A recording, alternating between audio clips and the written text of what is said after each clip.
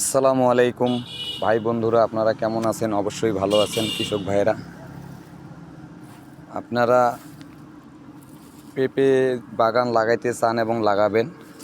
পেঁপের বাগানে আপনারা এই যে বন মারা ওষুধটি ব্যবহার করবেন না।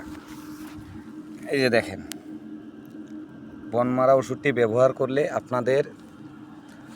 আপনি কয়েক টাকা বাঁচানোর জন্য আপনি ব্যবহার করার কারণে এই যে দেখেন মাটিগুলো পড়ে গেছে। এই যে দেখেন পেঁপের গায়ে যে ওষুধের একটি কিছু অংশ হলো গেছে। এই যে দেখেন পেঁপেগুলো পচা শুরু করছে। এই যে পাতাগুলো পড়ছে, পাতাগুলো কিন্তু পচা শুরু করছে। এই যে দেখেন, এইটা পড়ার কারণে এই যে দেখেন আপনি এই যে পেঁপে, এই যে দেখেন পেঁপে পচা ধরছে। এই যে দেখেন, এই জন্য আপনাদেরকে বলি, আমরা যে কৃষক এত কষ্ট করে আবাদ করি, আমাদের মতো ভুল আপনারাও করবেন না।